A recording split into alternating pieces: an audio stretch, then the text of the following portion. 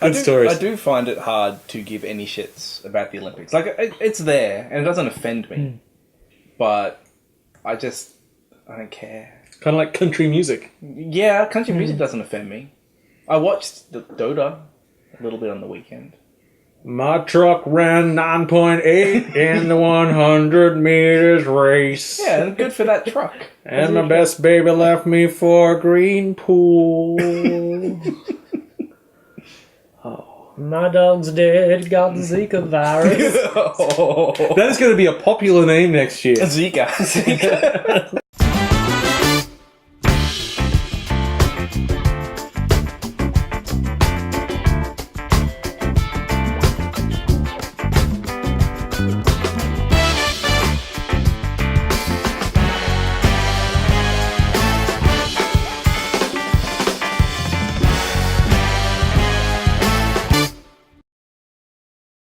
Welcome, friends of all designers, to episode 183 of 8.5-Bit, which I'm sure is going to be the most planetary exploratory episode of them all.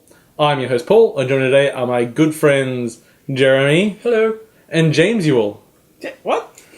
Okay, sure, let's go with it. More syllables for you. Ooh, does that mean I'm better? No, this means more time that I get to talk, James Ewell. Oh, it's true. Extra syllables for me. Just call me P.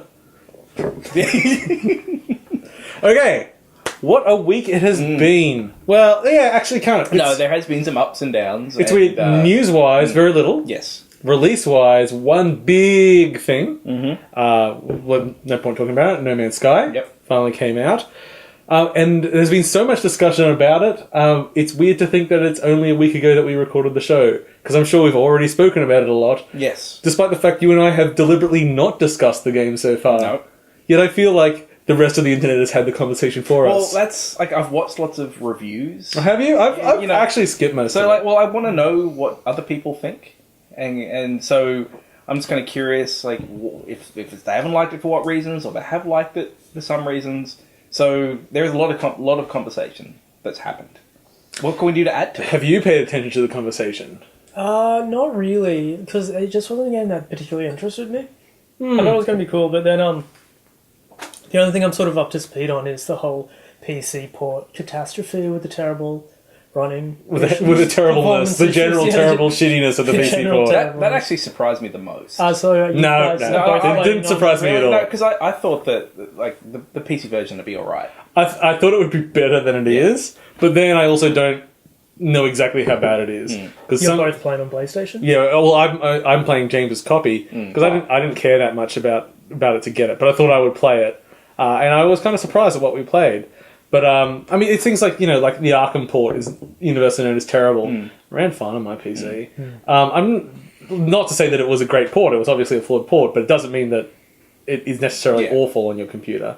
It just can give you lots of problems. Okay, so No Man's Sky, PC port is shit. Yeah. The other confusion was the amount of people that still thought it had multiplayer in it. Now, I can understand why people that don't pay close attention would still think that, because the lead developer, Sean Murray, he is on the record going on many a talk show and saying things like, it's almost impossible. You could meet up with someone and that's the only way you'd ever know what your character looked like. And they just ask, so will there be other players in the game? He's like, oh yeah, there are. To which I'm pretty sure they hoped to get that feature in. But at no point had it actually ever been on a feature list. It certainly was never advertised as such, and it was certainly never shown off. And my opinion is, if people don't show something, I don't extrapolate to imagine something exists. Herein lies the problem with No Man's Sky. It has 18 quadrillion or quintillion. Okay. I can't remember. First off, I don't know what's the difference. First off, that in itself is not impressive. Like, if you take... No, it's not. Yeah, if you when you're dealing with exponential numbers, yes, they get very, very large. Like, that is not impressive. Did you know you can divide my cock into 18 quadrillion pieces? It doesn't make it any bigger. But to anyone that hears that number that isn't a programmer, it sounds like a very big number. I can play that game literally forever. Like, no one played Rogue no, NetHack. No one played NetHack, and then said, "Let's look at the number of different dungeons you can have." Because they probably did. If you did the maths on the number of unique dungeons you could have in NetHack, it'd be massive. People love numbers. It's like I think Nintendo released some for Splatoon today, saying like, "Oh, technically we've covered the surface with paint more than 7 times." It's like it means nothing. It's not a metric that is meaningful in any way. It sounds cool. But, Yeah. Okay, so you don't fill in the gaps with what it means with numbers that big. That's because I'm cynical but and clearly I've been around. A lot of people do. Yes. And this is where I was trying to think. I went through like a journey of No Man's Sky, right? Oh yeah, I know at least the start of your journey. Yeah. Because let me say, I asked James how it is this on the day of release, and he said, "Oh, you can have it." I did. I really did. Now, part of my initial reaction to it isn't even so much the game itself; it's the circumstances surrounding it, and what you do when you've got a situation where you've got a game, and a lot of people are getting really excited about it and are aboard this hype train because they've injected all their hopes and dreams into it because you're being vague.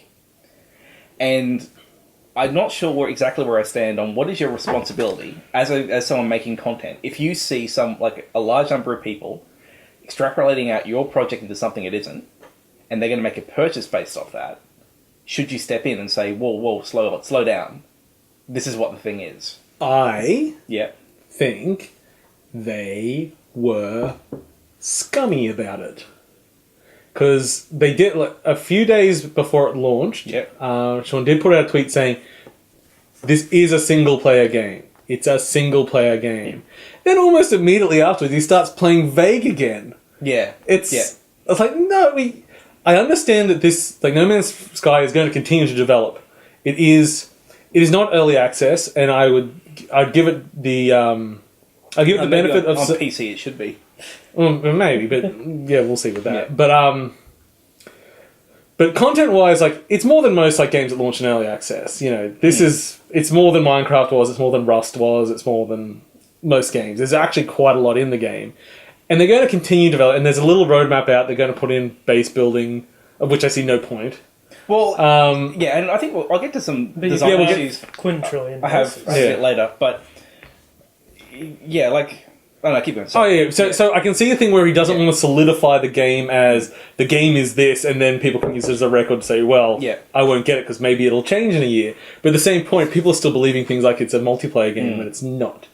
And I had something to say, I forget. Yeah. Fuck it. Okay. Well, all right. Oh no, that's right. Yeah. Did you see the boxes? No. So some of the special edition boxes in the UK, I believe, had where the rating sticker went.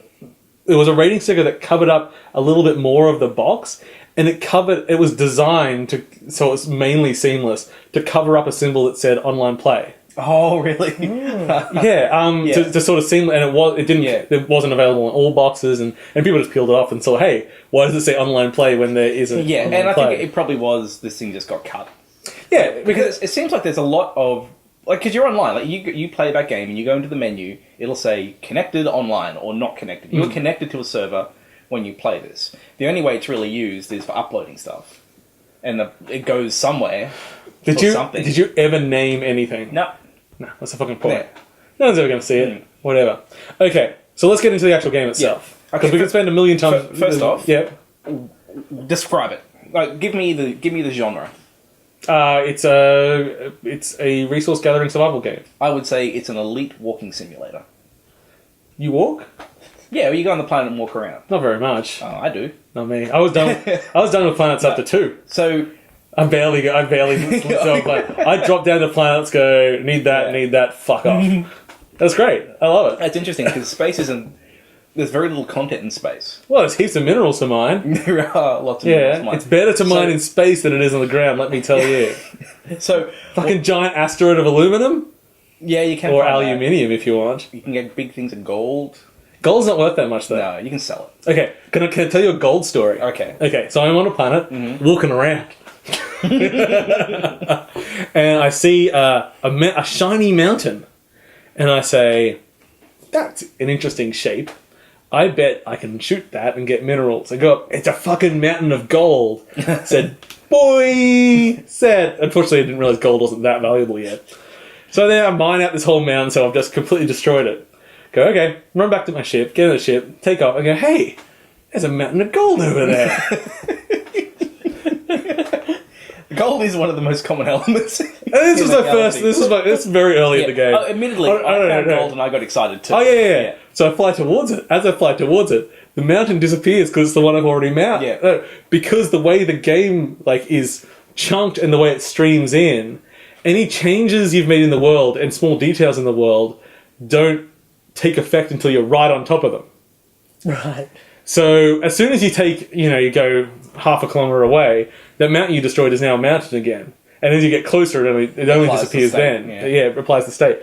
Which means you cannot go to a high vantage point, survey the world lands around you, and say, oh, I'll go over there and do that. Because it doesn't fucking exist yet. So it does sound like a walking simulator then. No, you just fly everywhere. Fly and walking. So the reason it's a motion simulator. The reason I say it's a walking simulator is because that's mostly what I get out of it. Like the mechanics there. I mean, to use the word walking simulators by their very genre are typically guided experiences where the walking is to progress the story.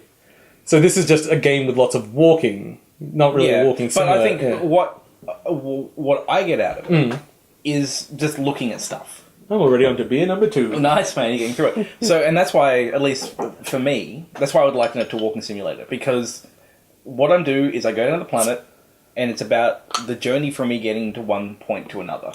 And I look at some stuff, and then I go to another point, and if it's an interesting planet, then I'll hang around for a bit.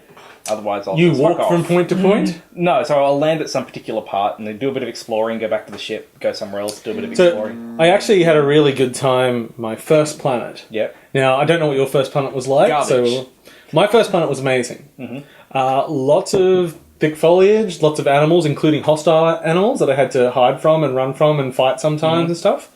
So that was good because that's not that common either. It had floating islands in space. It had all lots and lots of things in it.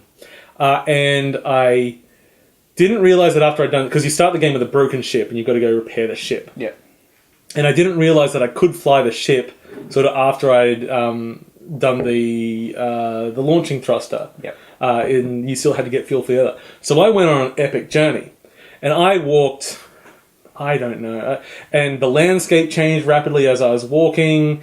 So there was different... Because generally it feels like each planet's a different biome. But I found that it does switch. But you might get a more deserted area. You might get... I would have loved to have seen more variety on the one planet. Well, that's what I got. Yeah, but I get that a little bit. Like there'll be some place I'll go and there'll be plains. Like it'll be a bit more open. I had a jungle, I had mountains. mountains, and I had a desert.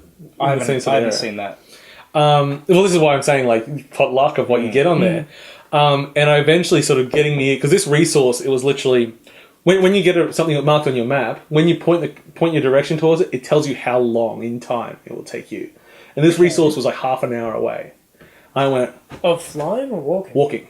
Okay. Yeah, very different starting experience. Yeah, well, this is why I think it's interesting to talk about. I'm like, okay, I'll explore on my way. Found a whole bunch of alien relics, did stuff, okay, this is all cool. And then, just before I found it, I found this base, which had an alien in it, so it was my first alien encounter, which went well, and I'm like, okay, this is kind of cool. And I found a point that I could... What was the alien encounter like? You talk to them, you fight them? No, you just walk up to them. They're almost all identical. You walk into whatever building has been built there. There's an alien sitting there. You walk up, go, hey, and then there is a small sort of piece of story dialogue that comes up saying... So the alien will talk to you, and in the game you learn language from various things. Sure, yeah. So at first you understand nothing. Okay. But as you learn word by word, you'll start picking up words in a sentence, and eventually in the game you can basically get every word. Okay. That would take a very long time, however. But then there's also a description. You walk up to the alien, he has shifty eyes, he hesitates, he's never seen anything like you before. He holds forth something. Do you take it? Or do you not? And so it's the multiple choice, and then you choose. And the more context you can get in their dialogue, and the more experience you have with that alien race, you can make more informed decisions of what you'll do.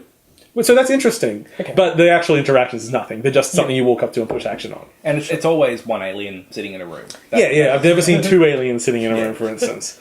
But just outside that base, there was a little point which I could craft something that basically hacked it, which called my ship over. Oh, yeah. So I went, awesome, I don't have to walk back half an hour. Yeah. This is great, get in my ship. And at that point, I'm like, well, time to leave the planet, because I'd done a whole lot of exploration. I'd researched all the creatures, because you basically scan every creature, and you get... It's like, I'm well done, and I went off, and then I did the little thing to get a warp drive, and I left the system. Sure. It was really, really good. What was your first planet like? Okay, so my first planet was toxic. There was hardly anything on it. It was brown. There was hardly any animals. No, there were some animals, but they were dumb. Like, it was just like, because that thing's a roll of the die. Yeah. And they were all dumb looking. What was the stupidest looking animal? Like on the first one, there was just nothing. So they were just like these blobs of whatever, parts slapped together. I did eventually find a cactus alien. A cactus alien? He's like this little plant that hopped around and had eyes. I don't think I've had any plant so aliens. that was cool. But after you played it, and I got it back, I thought, all right, look, I'm going to give this thing fresh slate. I actually deleted my save game when I'm going to start again. The planet I started on the second time round was much prettier. Like, it was actually fun to look at. It was like green grass, so that was all nice. So I spent more time exploring it. And what I want out of this game, apart from just looking at pretty things, is I wanted to tell me little stories. It's something I don't think it's particularly good at. I don't think it has the complexity of systems to tell too many interesting narratives. But I did manage to get one good one on my starting planet. So I looked around a lot, and eventually I went to a place that said, oh, there's a transmission from over here. It's like, oh, okay, cool. I had my ship and everything at this point. So I was like, all right, I kind of pick up and go on over and land. And so I go to this next one, and I walk in, and it's like, oh, okay, there's a emergency beacon, which has been detected. And it went off a long time ago, but no one's managed to get it. And then on my map, suddenly I get crash ship. Yep. I'm like, sweet. I can get, because your starting ship's pretty dinky. Yep. And I want to get a better one. So I hop in it, and I start flying towards it. And I had to kind of hook around a chunk of the planet to get there. And as I was getting closer, I'm like, this looks kind of familiar. And I come down and land, and it actually taken me back to the starting area, and I investigated my own crash ship. That's weird. Yeah. So I had this little journey where I was like, oh, I'm going to go find this new ship. And it had this little bit of extra story of like, oh, this actually happened a while ago, and no one came. And so just for, that's interesting. Yeah, for my starting planet, like, and that could be completely random. Like that maybe it's just on the planet they just designate certain areas as crash sites. Well, there will be crash sites on every planet. Yeah, and so, but like that kind of story is what I want. Like, I want there to be, there's enough systems behind this game that I can have interesting little emergent narratives come out of it. I think the thing is, at the beginning of the game, I've actually had lots of things that have surprised me.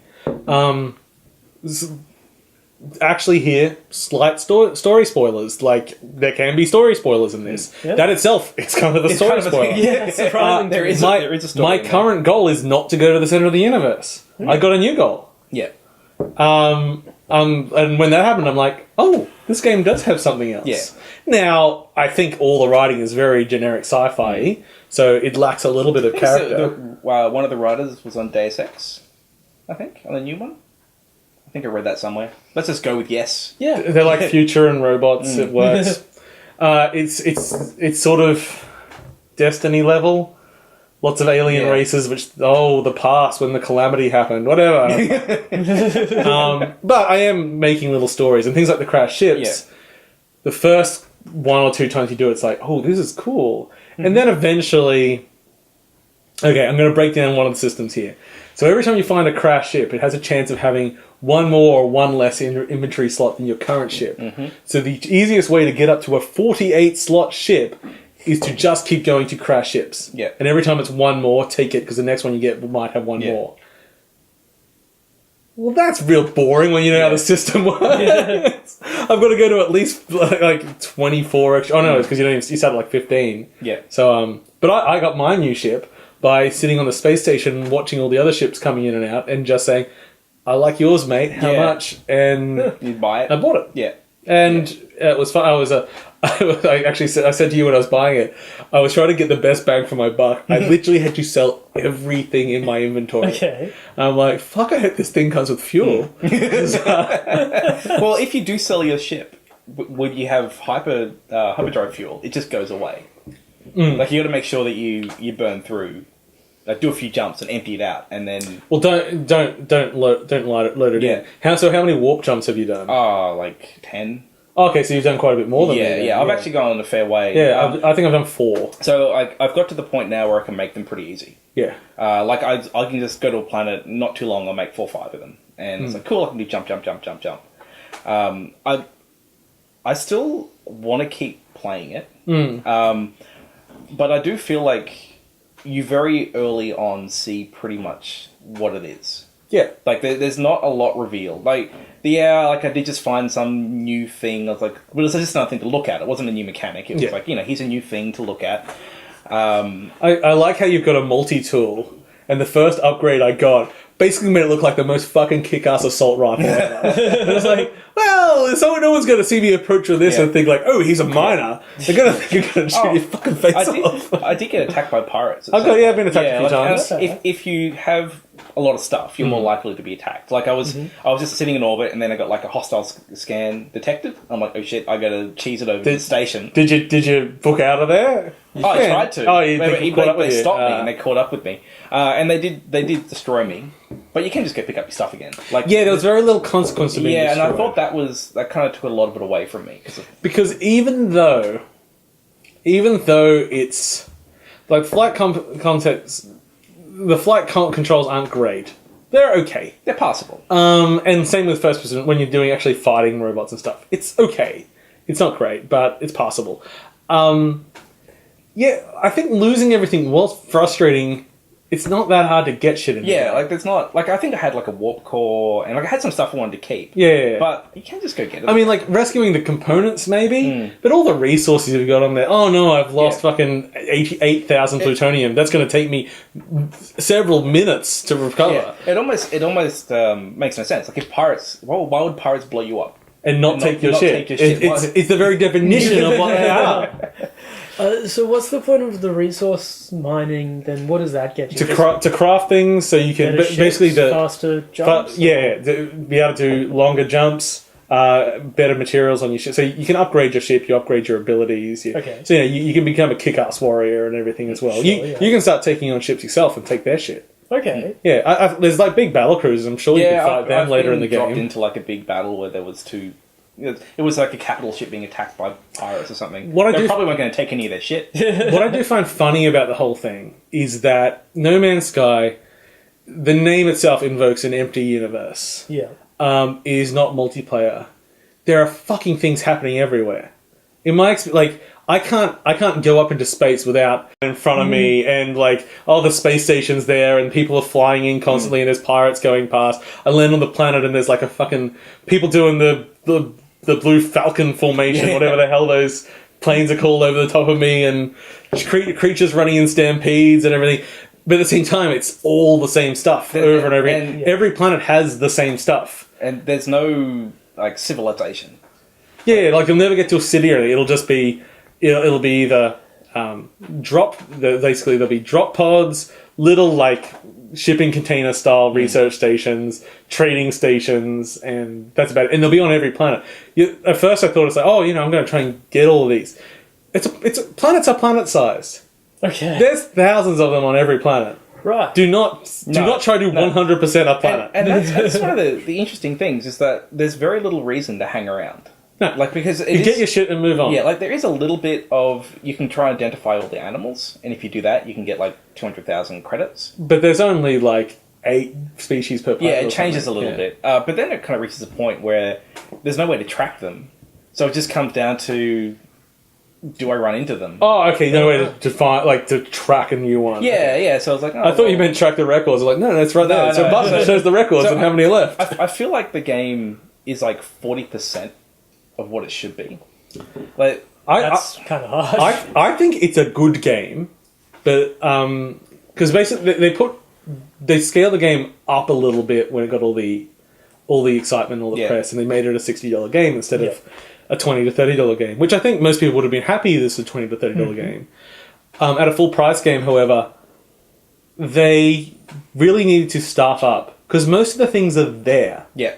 They've got most of the difficult parts done.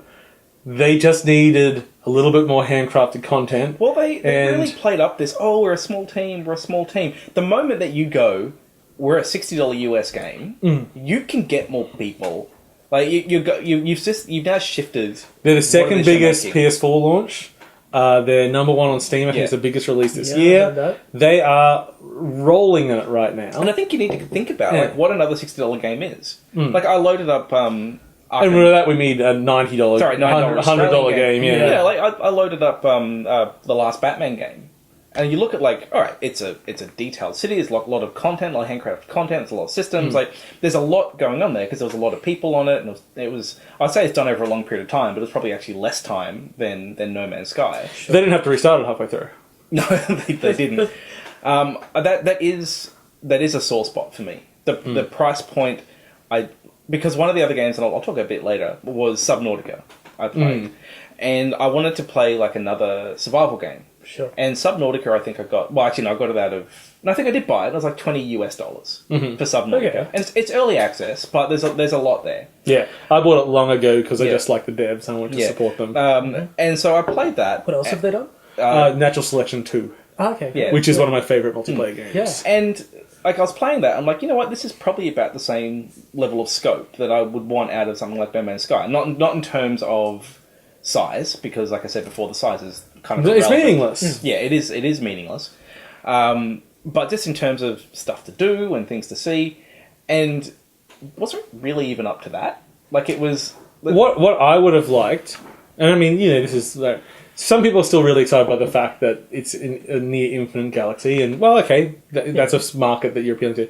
I would have liked them to use the procedural generation to craft a huge amount of planets, then go through them, trying to find the more interesting Get the ones. good ones. Shortlist 100 planets, still a fuckload of planets, and then put specific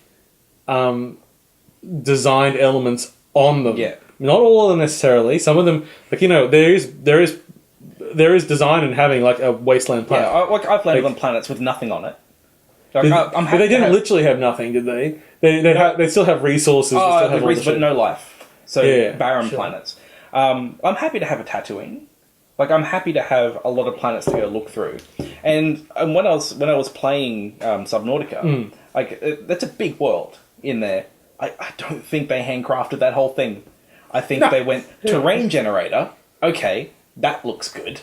Now let's go tweak it and start putting stuff in there, Like, yeah. you go through it. Oh, I found a cave. Okay, I'm going to go in the cave because like Actually, just on procedural generation, the caves in No Man's Sky, that's amazing. they're amazing, but there's nothing in them.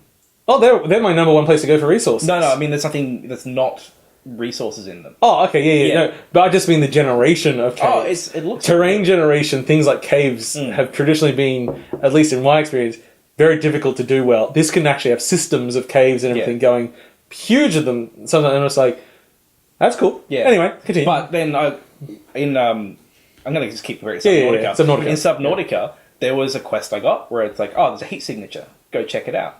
And it's like, okay, I'll go check it out. And it was quite far underwater, so I needed to prepare. And so I had to like this whole little adventure of like getting the gear, trying to go there, failing. It took me 2 or 3 goes to really get the prepared enough to get down there. And I went down there, and it was like this underwater cave with these like luminous mushrooms, and like it was like, oh wow, like this is like it's just had that nice combination of, all right, we're gonna take this thing, which is probably randomly generated. They're gonna tweak it up. They're gonna put some stuff in there. There was like this kind of like base at the bottom, and I had to explore it, and that you don't get in No Man's well, the Sky. only thing I've really had in No Man's Sky where I had to prepare is just getting the materials to jump to the next Yeah. system. It's like there's no like, ooh, I want to do that, but I need special Yeah. resources to do it. That doesn't happen. Yeah. And I also think I'm starting to be more negative on it again than I really, because I've played like probably 12 hours of this thing. Like, I've put a lot of time into it, and I'll probably keep playing it. No, I'm just checking. Oh, There's, like, for some reason, I thought you googled homemade butter, and I'm like, what a strange thing but- to Google. But okay, But I think the reason that I've been liking it more is because it's getting further and further away from that initial purchase. So, the cost, the monetary value is diminishing every and time. if someone said like, should I buy No Man's Sky, and it was a $20, $30 thing on Steam, I'd be, yeah, I think it's totally worth getting for that in its current state. Yeah, go for it.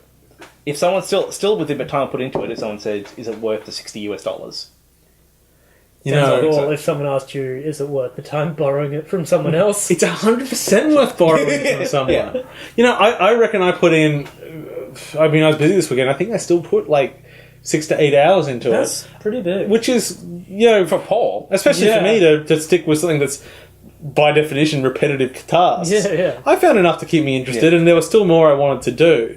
But James decided he was guilty.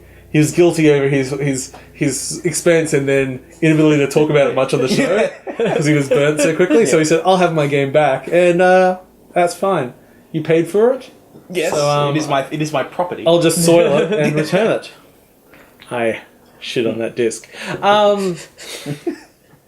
So any other thoughts about it? I know what I wish it was. And it's, Yeah, I actually, I wish that they hadn't been secretive. I think I would have loved to have seen this Well, game. that's what I just go like. That's why I have very little. I don't really have disappointment in it Yeah. because I only took it on face value of what they showed. Yeah, And it had a bit more of And that than me I that think- I expected, so I was happy. I think it was a bit dishonest them not doing that. Yeah. Like and that maybe that came from Sony. Maybe Sony was saying, you know what, we've put a lot of money into this marketing. Don't go in and and How align did that happen? expectations. Like, how did this become something Sony wanted to get so far behind? Was it just a lot of hype after it? Well, Things are Sony or something? put them on stage because they thought it was impressive. Got a huge amount of hype. I think they already had a marketing deal before that, but Okay. Sony potentially put more. Sony put no money into development, only money into marketing.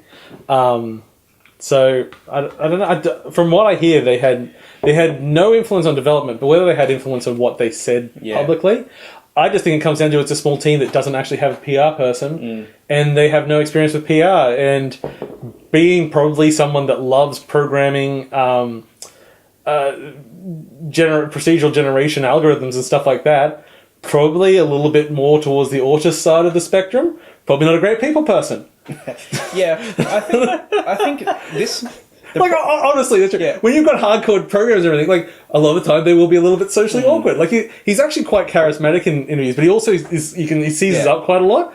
So he like, that's why you have PR people sometimes. They know what's appropriate to say, and he probably thought he was doing the right thing. Yeah, I don't think he was being malicious. I think he was being wrong.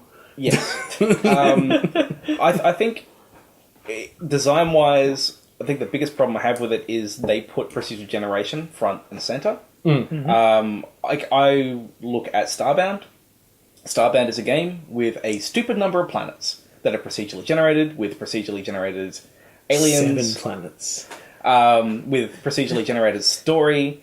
Like, it's actually it's a survival game. There are actually quite a lot of similarities between these things. But Starbound has decent quest systems. It has civilizations to discover. It's got, like, a bosses to fight. Like, it's got stuff in it to What do. if you have to fight the sun? That would be interesting.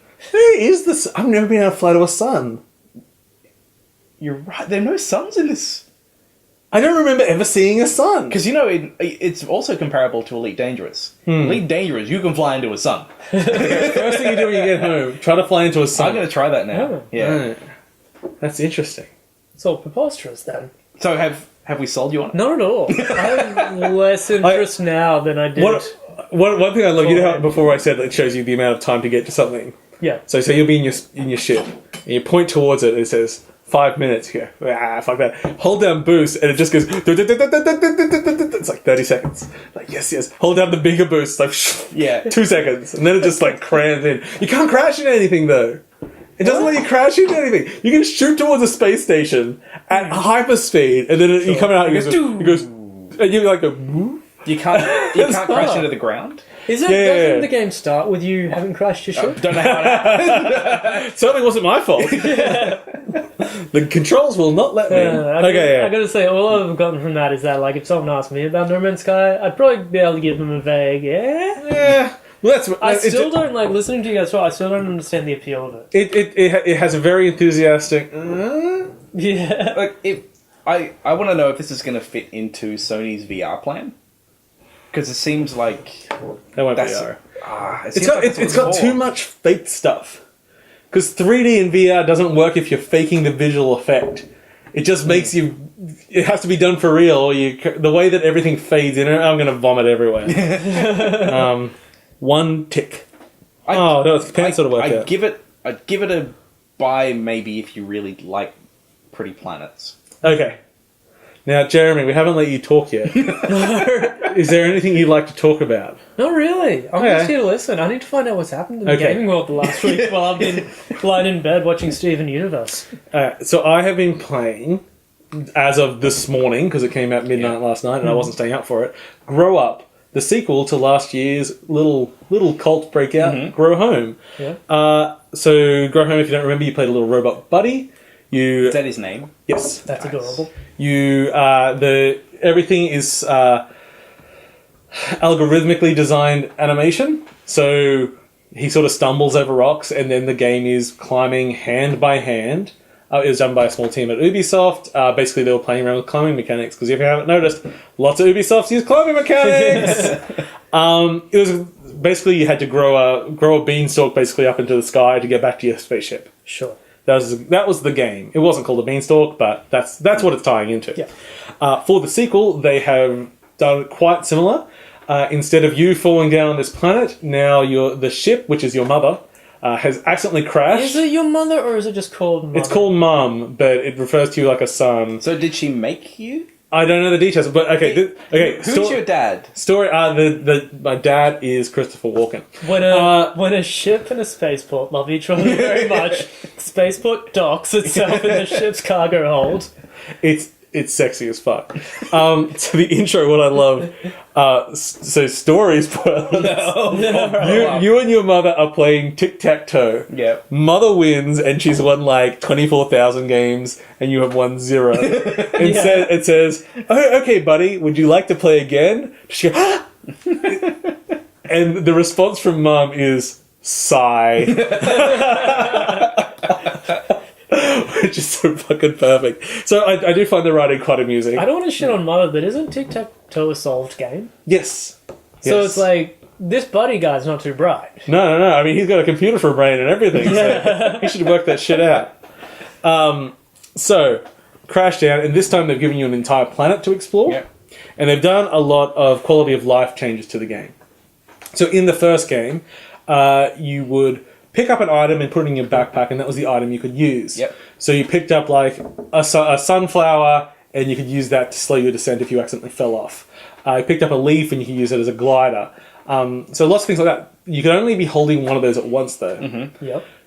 And then they also could wear out, or you could drop them if you did something fucked up, which would mean you'd be 500 meters in the air and you've dropped your leaf accidentally, and I'm just going to fall to the fucking ground.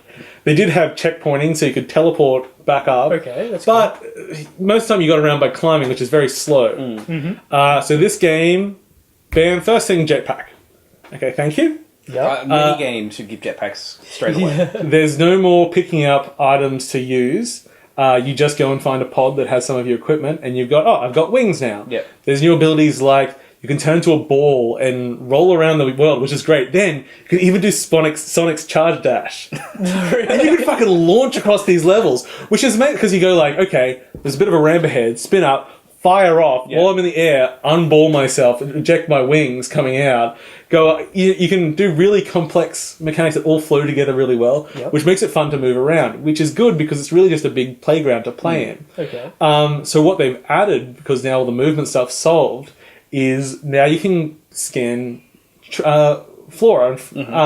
So you walk up and say, okay, they'll have different things. They'll have like plants that can fling you and stuff like that. That was in the first game. So you get on a plant, hold on to it, bend it down, and then it would fling you across the level or something like that. Yeah. So they've got more of those sort of plants. You can go up, scan them, and because they talked about having seeds, so you can go plant your own plants, which is awesome. Like you want to get over there, plant a seed for the thing that I was saying that flings you. Let it launch you across. So there's a lot of permanency to the world. Oh yeah, but the thing is, I didn't like the idea of the seed system. Kind of like, I don't want to fucking collect seeds. There's no collecting. You scan a plant once, you've got infinite plants. Okay. Yeah, you just go. So you find it once, you can then use that tool wherever you want. So you've got half a dozen different movement abilities. You've got a few of them are doubled up in their usage, but their designs are different. You've got 24 or so different plans to use. There's animals running around. There were some animals in the first one, but there's all these bees, these giant bees. And I wanted to grab them. I wanted to grab them and hang in the sky, but it didn't really seem to work. I think that's a missed opportunity. And they've also added now challenges. So, and most of them are just races, checkpoint races. Okay. And you've got all these abilities. There's 40 races in the game from the counter. Sure. Like, that's quite a lot of content. It's still a small downloadable game. Yeah. And you're just going around the planet collecting all the pieces. There's no rule of which way to do it. Just explore in your own time. And I'm sure people could speedrun this game in like an hour. But I reckon it's like 6 hours content. That's pretty good. How much? I don't remember. I pre-ordered it ages ago. I think it was like $20 Australian. Okay. Yeah. I'll have a quick look on the research double computer. check that for me. It sounds like they went kind of ballsy with the game content. You're saying about the seeds, how you don't have to pick them up and distribute them or anything. Well, they just took out the annoying things. Yeah, they were quite confident that they could fill it all out and get a full game.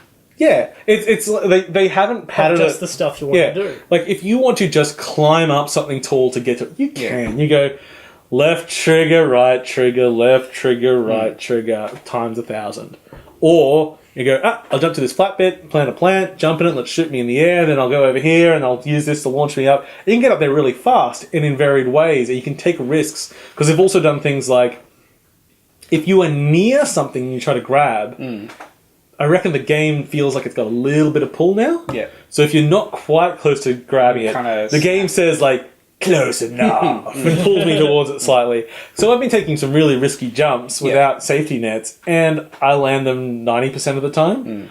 And it feels good to me. If you miss them, what's the penalty? The penalty, if you haven't collected abilities to it, you might fall to the fucking ground. Yeah. But this game is it's still like you go hugely vertical, but it's not as vertical as the first game. Which if you had to climb from the bottom to the top, the first game probably takes you just half an hour of straight climbing. It's a big round planet, right? Yeah. So I'm guessing the idea is you're going up and down a lot. Kind of. Some part you go up and you come back down. Some pieces are quite near the ground, but they might be hidden behind something. If I'm up high, I tend to stay up high. I'm just going to launch my wings and fly somewhere else high. I'm not going to go back down again. And if I do want to go high again, they've got teleporters all over the world.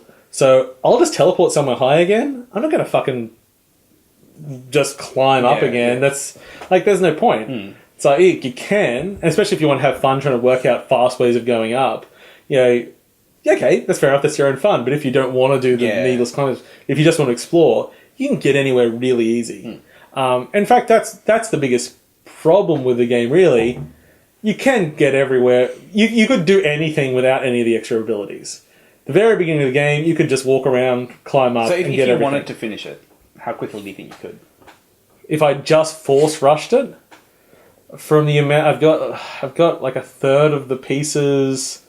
They're not that hard to get. I reckon maybe I could do the rest in an hour and a half. Okay, but that's not in the spirit of what it is.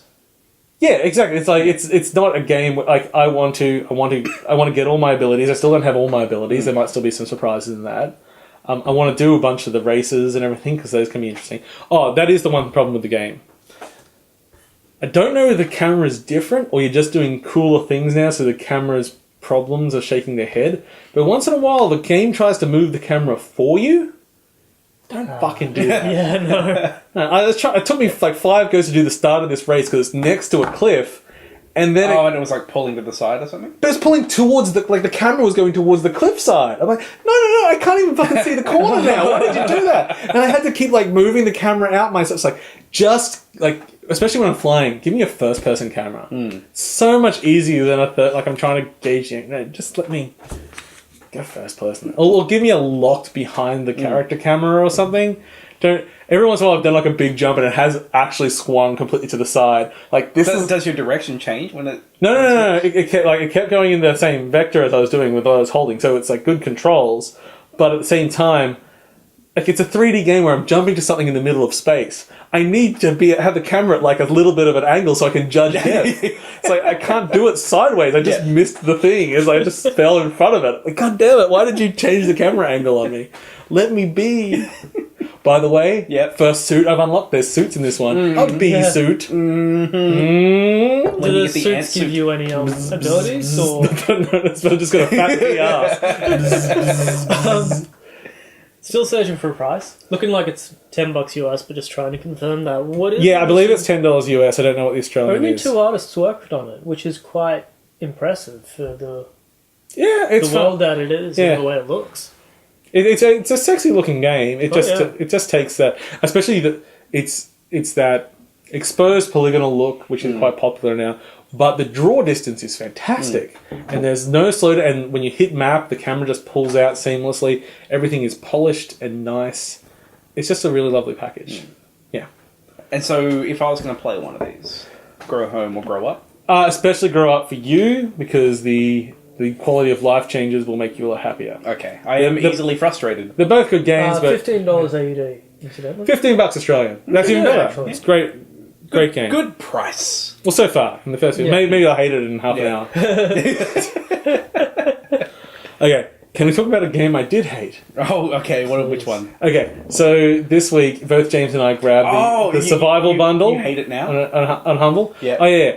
This is hate with a lot of provisos. And I said, you know what? We've been playing No Man's Sky. I also want to play another survival game. I'm going to play Rust. Rust, of course. Fucking Rust. Swing your dick around and see if you can survive. First up, really fucking disappointed. I started up Rust. With your penis? Because I've been there. I got there. I said, like, okay, like, I want to have, you know, like, some 20-foot tall black woman or something. It's like, white guy with a big dick.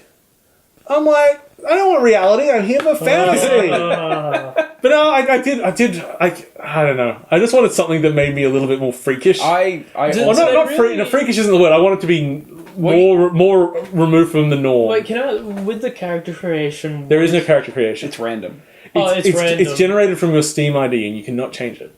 That's quite interesting. So, we've talked about it on the show, but so a while ago they added gender to it. Okay. So... But can you have color, ethnicity in the game? Okay. Yeah. So you can be a black woman. That's fine. Sure. And I suppose the penis endowment is breast endowment on women. I'm not sure, but my cock. I was another white guy with a big cock. Cheryl did look at the big cock, and being a doctor, has seen a lot of cocks. Yeah. And says that most cocks are like, nah. Not like that. Yeah. Wait, how is it wrong? This is called placating your partner's ego. Yeah. How is it wrong? Not wrong. It's just it's gratuitous. Oversized. Yeah, like it's a big cock. Okay. A little on average.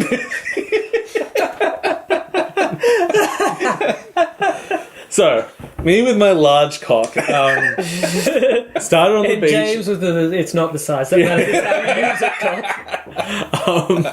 So, I started on a Sydney server. I pretty much stayed there the whole time. Sure thing. And as you're walking along the beach, sometimes there's only 2 footprints and sometimes there's 2 footprints with a line in the middle. They actually do put footprints in the sand as you walk. I like that. And I actually had a really good time at first. I was going through, I was working out the systems, I was scavenging stuff. On Sydney Beach. I could hear like gunfire, and whenever I heard gunfire, I'm like, different direction for me. I'm just scavenging around, I'm getting enough food, I eventually craft some clothes. Okay, I'm understanding the systems now. I'm getting quite comfortable with the game. Okay, James has joined up, and we tried to meet up, but we didn't quite understand the systems yet, so... We tried to discover each other. Yeah. Basically, once he quit... I worked out how to get him to me, but that's fine. Okay, that's all. So I go, okay, I'm going to make this nice for James. Yep. So like, okay, I found this sort of half broken down building here. I'm going to build here. This seems nice.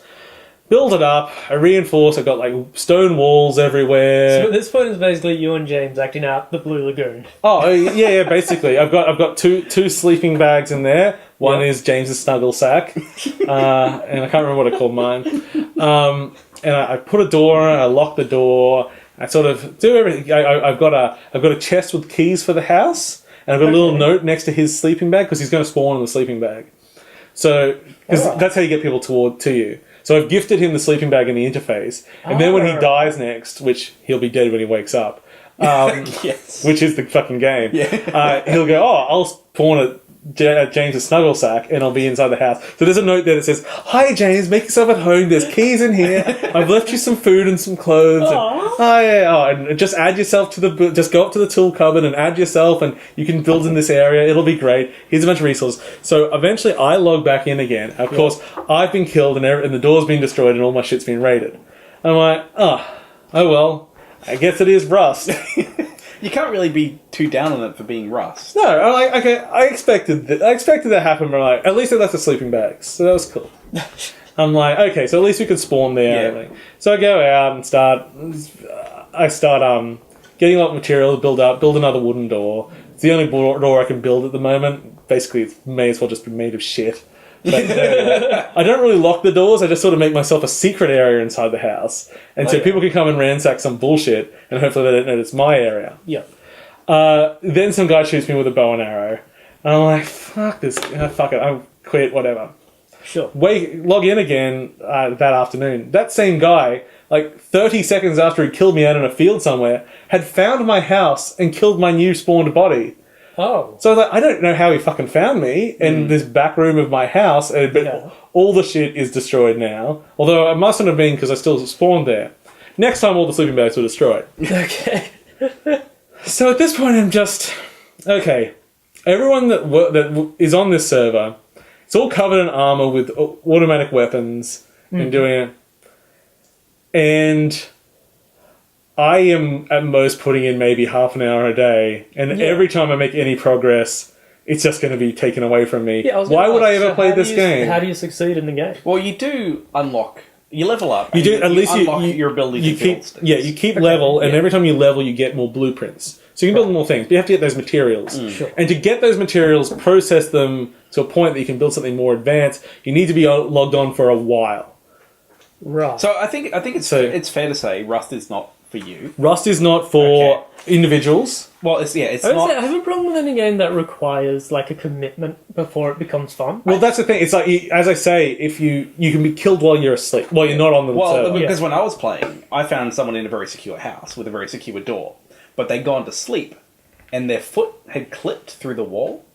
So I was round the side, and because their foot was outside, I could kill them. I could kill them and then loot them and take keys. And I got inside and took their things. And have you ever logged in again now? No, because I walked like 20 meters and quit and went to sleep. Presumably I'm dead. Like, and they just took it all back. Well, you're definitely dead. Yeah. You're definitely dead. Did you take an upper decker in the toilet? No, I should have actually gone and just claimed the place. But There's no point claiming the place. I'll just come and claim it back. It's if I was in high school and I had a bunch of friends that played. Oh, it would be It'd great be fun. amazing. It'd be great It'd fun. be amazing. But could you take Rust and could you make it a game for Paul?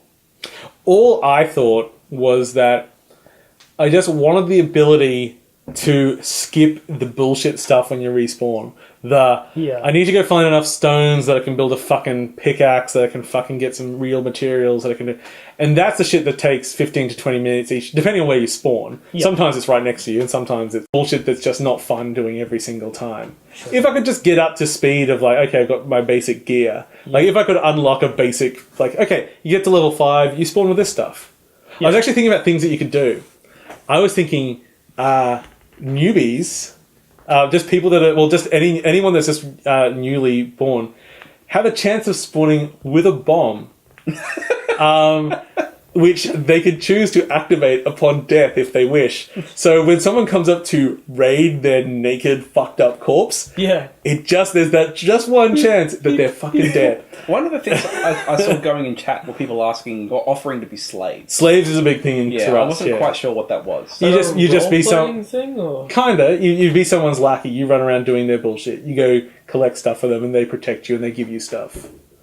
So it's like when you're in prison and you're someone's bitch, but they protect you. Okay, that's closer. Yeah. So slaves are a thing in the game. And it's not a mechanic that's in the game. It's you need to be willing to act socially in it. Yeah. To which I interacted with a few people, just sort of like I ran into some people on the beach that just spawned, and I had clothes and weapons, so they shit themselves, and I just sort of like went, "You're fine," and just ran past them. One of the things I'd like to see from a survival game is Rust is huge. Yeah. So your encounters are far and few between, and you can have kind of like raiding parties. So, if you can be with two people, and you can come across one person, shoot them, and take their things.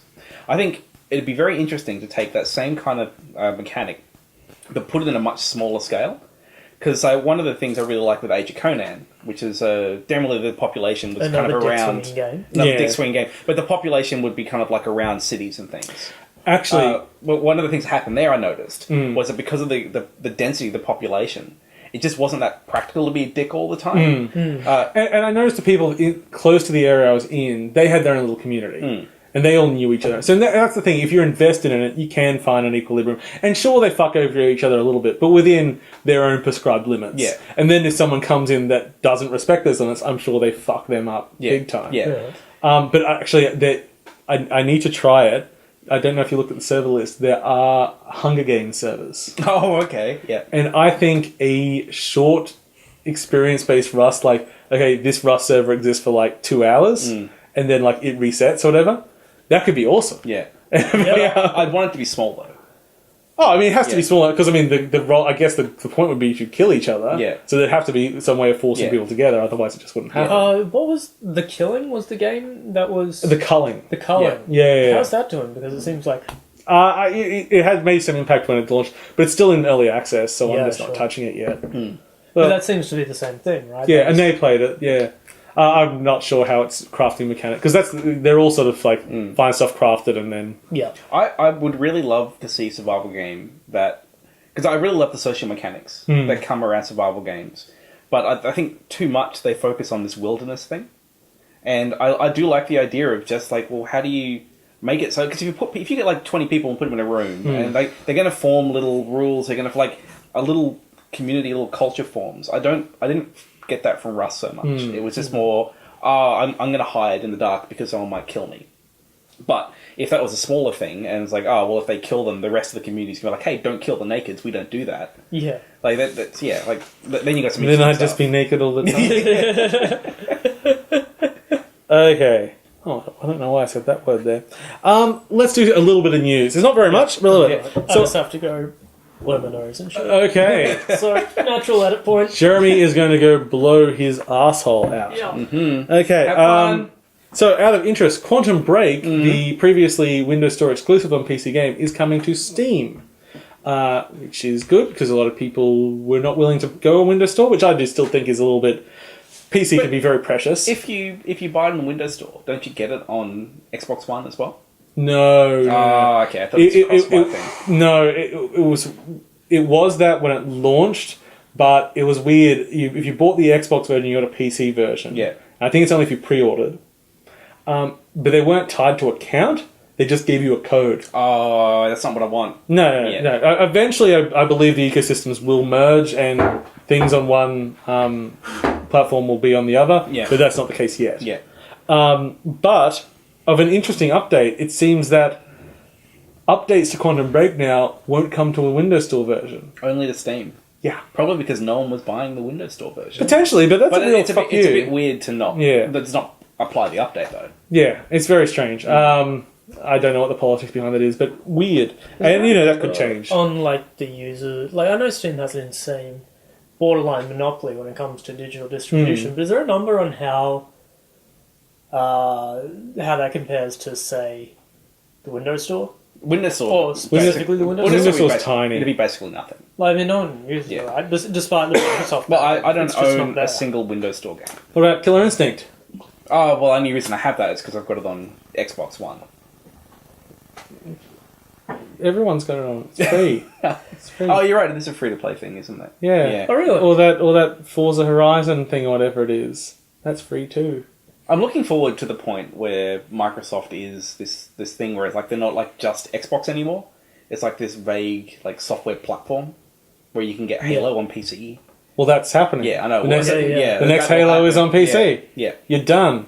Yeah, we're almost there. Like I'm saying, when it happens soon. So you're I'm just like good. you're just like one of those people that's like, I wish I lived in a world where there was a new Star Wars movie out once in a while. Yeah, man, that'd be good. God, I wish I lived in a world where it was November. Speaking of not video games, I saw new Star Trek. Did you? Yeah. Is the motorcycle as stupid as it looks? Oh, Why movie. is there a motorcycle? Because movie. This one was written That's by a Simon terrible Pegg, right? right? Yeah. It was okay. So it was a movie where I understood what was going on. That shouldn't be a point worth making. I know this is the thing. Okay, I understood what was going on. I understood the motivations, and even though dumb shit happened, it kind of made sense in the context of the story. And I walked out of that being really happy about those three things, and realized that cinema's got to a point where these are three standout things. No, you're just watching shit. Sorry, blockbusters have got to the point. Blockbusters are always shit. I understood the motivations behind all these characters. That's good. Just stop watching DC movies and you'll be fine. I actually Did we talk about Suicide Squad on the show? Yeah, we talked about it last week. Oh, so terrible. Yeah. I love Oh, it. you guys saw it? I didn't. Oh no, I just love paying out on it. It's so bad. I think part of what works with the new Star Trek is also they're getting older, so it just feels like they're kind of. But what did you think mellowing out. about them making Sulu gay? Oh, they actually handled it pretty well. Not according to George Takei. Really? He thought it was bullshit. Okay, but it was really just like. Oh my! If George Isn't it a coincidence that me, a famous homosexual actor, and you make my character the homosexual? Doesn't it feel like pandering? Is there a Zachary Quinto gay too? In the movie, I don't In think real so. life. I think he is in real life, but So wouldn't that be? But he didn't make Spock famous. Spock used to be a guy called Leonard Nimoy. He used to photograph fat ladies. Have you ever seen his photography? No. Oh, he just fucking loves. He just loves shooting naked people. Me too. I mean, I guess we're kindred spirits. Yeah. But man, it's like, this book's about the beauty of women. It's like, yeah, you like shooting naked women. It's fine. Enjoy it. But I think when it comes to things like George Takei saying he's not okay with it, I'm actually very happy to yield to the opinion of other people who are closer to it than I am. I see the thing is it's fine. In fact, you can argue that both positions are fine. Because, yes, it's utter pandering to make Sulu gay, because why would you choose that character to suddenly Well, I be think gay? that is, yeah. But at the same time, it's, you know what, we didn't have any homosexual characters in the thing. It's like, wouldn't it be a tribute to make the character made famous by someone who had to be in a closet while they were playing it, to make them, it's like, so both people are arguing from good positions. No one's the bad guy here. What I liked about it is I didn't Except Khan. Khan! I didn't feel like they were making a big deal out of it. Oh, you wait for the director's cut. Penetration.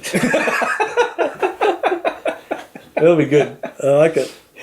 I haven't seen it. I've got no say on it. No, Aurora gets I enjoyed dumped it. by Aurora gets dumped by, I guess it's Spock in these ones, Yeah. and like she and Zulu are on a couch eating ice cream together, and he's like, "Girl, you'll be fine." Oh my. Oh my. Okay, speaking of space. Yes. It's something we said last week that we were talking about pinball or something. Or maybe it was because I was talking about Sonic Spinball with someone online. I was like, you know what I need to do? Play Metroid Pinball Actually, again. before you get into it, Yeah. can I give you another game pitch? Sure. Because I like sure. just doing game pitches. Yeah. Okay, endless pinball. What makes Okay. it Okay. What's the pitch? That's it. It's just like there's flippers on the side, Yep. and you have to hit the ball forever. Now I realized There's no like. I realized So you're saying the buffers never go down. So I realized when I was Yeah. walking to work, it's like my original idea was like, oh yeah, it's going to be like this arcade thing, there's flippers, and you just kind of procedurally generate them as you go along, because No Man's Sky taught me that procedural generation. I just think it can endlessly You go don't- up. keep hitting the ball up. Quintillion. Yeah. Oh, okay. Yeah. I've played games like that. Yeah, I so you guess, kind of yeah. keep going. But then I realized one of the kind of core things with pinball is that you will eventually fail and it won't really be your fault. And so that just kind of breaks the whole... What do you mean it flow won't of be your fault? Like when the ball just lands perfectly down the Oh, middle yeah. of your two flippers. Maybe you're a fucking useless player. I'm sorry, I'm not a pinball wizard. That's why you got tilt. You bash the side of the machine and over you go. Anyway, tell us about your... Okay. Tell us about your... So I found my old Rumble pack. So I'm like, this is now I definitely need to Oh, play. you found that thing. Because the Rumble Yeah. pack makes the game so much better. It was for the DS, right? The DS, yeah. Yep. So okay, I'll go get my old DS, still packed from when I moved into this house last year. Almost a full year ago now. And who knows Battery's still charged.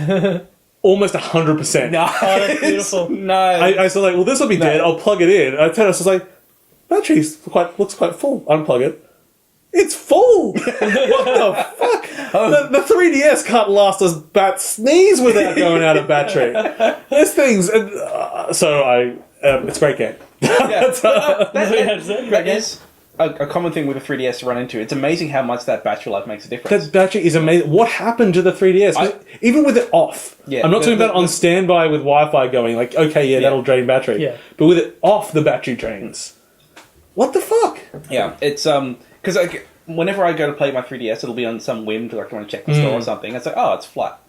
Yeah. But Always. Yeah, It's always That'll fun. kill it for me. That's why I no longer have an interest in this. And I think the real killer is if it's living in my bag and I'm on the train and I'm like, oh, I'm going to play some 3DS, and you open it up. If you didn't charge it that night, you're like, probably not going to play it's it. flat. Yeah. Like, yeah. I am going back to the DS, I think. The DS, I think, is probably the best handheld ever. Yeah, I can see that. I'd put the Vita after it. The By the way, DS has my such- my Vita hack no longer works. No. Sony did an update which basically just stopped the hack. Yeah. And there was a way around it, but it already downloaded the update, and for some reason I couldn't do the workaround anymore. And I said I prefer to play more games than just play SNES games again. Yeah. I could play them on my SNES.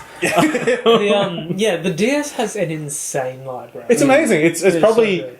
I culled a lot of my DS library when I think I did it partly because I bought my wife a DS, and then I think I used some of it towards the Wii U. No, okay. Towards something else.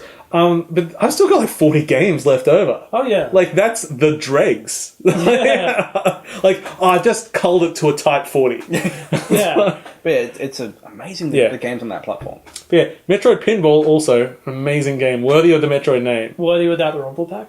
Yeah, it's still good without the I'll have to Rumble check it Pack. out. But it does, you can play it up. The thing that's good about it, it's a good solid pinball game. You learn the board, all that. But they also take the advantage, it's a computer game. So there's things like boss fights. Okay. So characters like first level, you can do like bug attack. Bugs burrow into the ground, and then you can roll over them to make them get up and start crawling around, and then you can crush them and score points. I'm just realising now, of course, Samus is the He's ball. a ball, yeah. Samus is the ball. Yeah. It's not as insane as it sounds. No, it's great. You've got bombs as well. Yeah. So say if you're near the top of, you're going up and you're near the top of a thing, you drop a bomb and you just go up a little, come back down. You can then launch yourself higher with a bomb. Hey, hello. There's actually incredibly clever, and you can get very skilled at the game. I was okay, but not great. But it's a game that you can get very skilled at. It makes sense in its context. It's fun, and it plays with the genre in a really interesting way. But would it be better if it was endless? No, because the whole point about pinball is learning the boards. If it I was, don't understand pinball.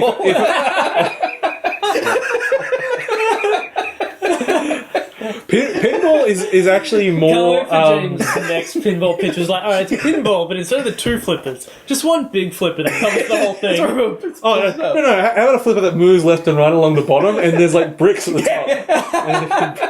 I have seen Endless Breakout as a game. Yeah, what a terrible game. Wasn't that great? Interesting idea. Yeah. Because I went back and played Sonic Spinball as well.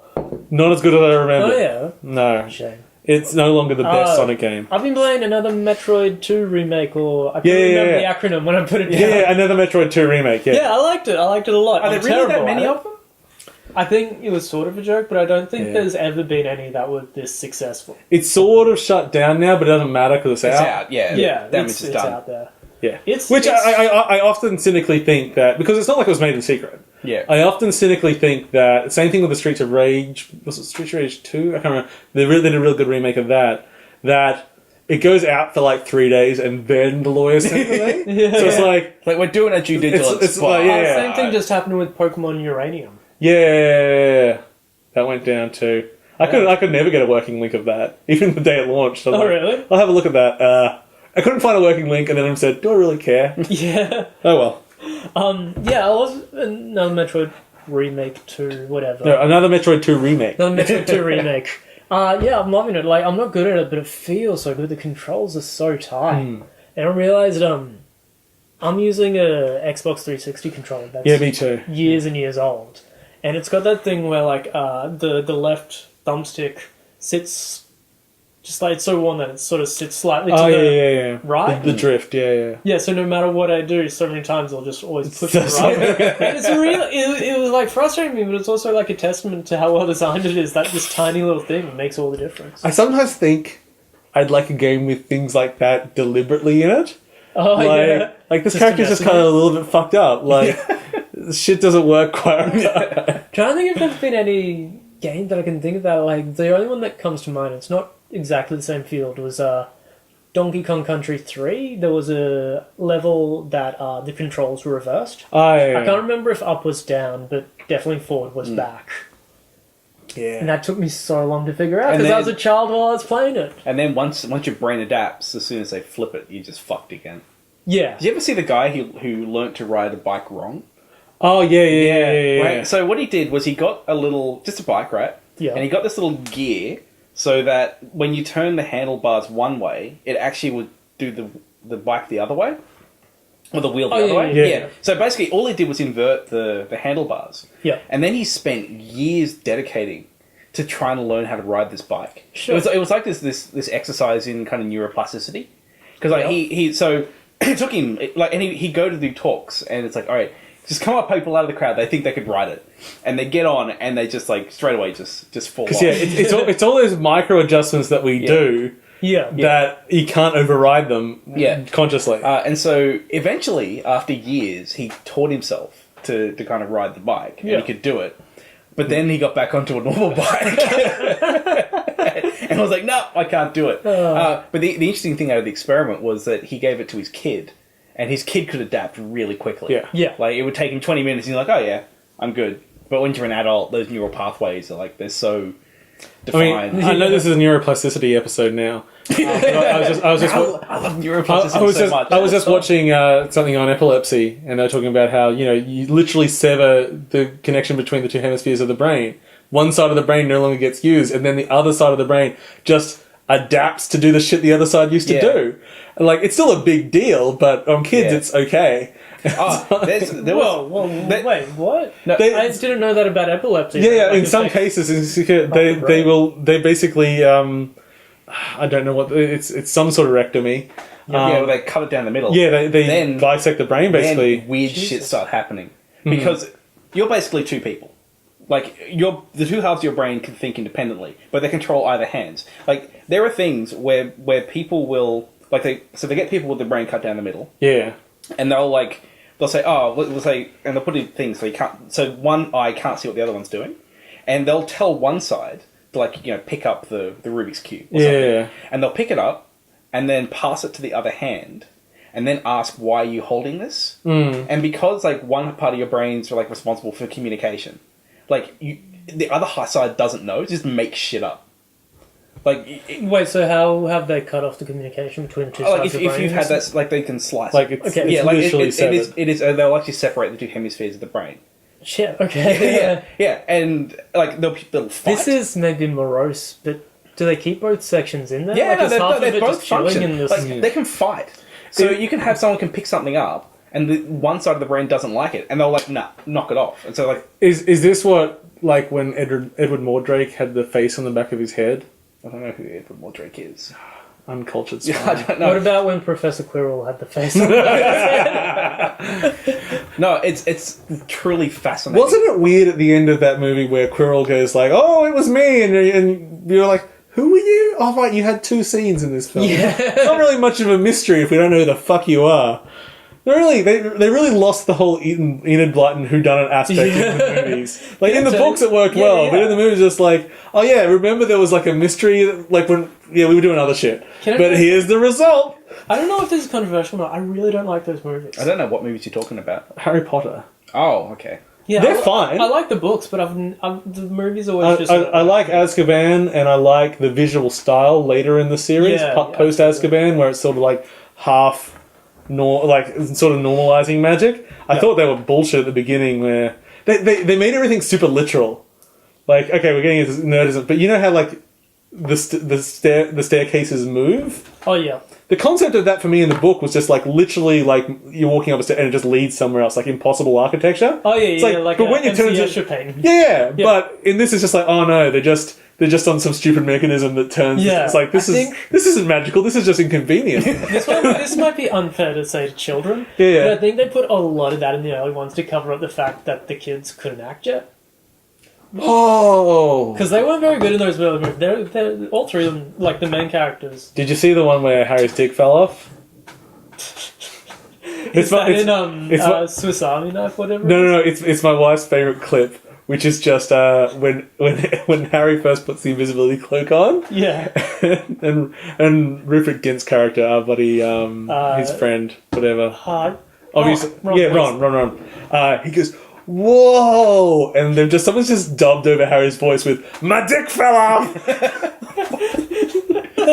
She watched it like 20 minutes straight, and I found her in her office on the floor. Had to turn it off to save her life. It's weird how just like stupid things can just get you sometimes. Oh yeah, absolutely. Yeah, I love it. Okay, so we've paid out on Harry Potter. We've talked about neuroplasticity. Yeah. Neuroplasticity. Okay. Good stuff. Yeah. Another Metroid, keep making those remakes. Yep. Final Fantasy 15 has been delayed. Okay. Which is good. It gives me time to finish Final Fantasies 1, 2, 3, 4. No, finish that one. 5. Yeah, I haven't even 6. started that one. Most of the way through. 7. Yeah, I 8. didn't go through 7. Oh, fuck, 8. Okay, so like back in year 2011, when Brisbane was underwater. How are you going to understand these Final Fantasy games if you don't finish all the other ones? Yeah. Yeah, I know. I lost my PlayStation, and like Final Fantasy VIII is probably the most derided of the whole series. Like there are good bits to it that I always enjoyed when I was younger, but like it gets a lot of hate, I didn't mind particularly it. compared to 7. It's just because it's got a stupid gun sword. Doesn't make any fucking sense. Where's the barrel? Yeah, you know, last time I was here and I was trying to defend the gun sword. Yeah. You can't do it, can you? No, because I was can't do thinking, it. no, it does have a chamber, not a barrel. It's got a chamber, not a Yeah. barrel. It's just got a bullet that goes nowhere. you know, normally when you've got a gun that's blocked and you fire it, your hand gets blown off. That's normally the result. Anyway, I was up to the end of disc 3 of 4. Yeah. Disc 3 of 4 discs. And Flood came through, lost my PlayStation with the third disc in there, and I just don't have it. It's the greatest- to go through those 30 hours again. It's the greatest tragedy of the Brisbane floods. Yeah, pretty much. That and the fact that I had the Kramer, you know, from Seinfeld, the Kramer, the painting. Yeah. I had that in my room, and I'm pretty sure it was just after Michael Richards.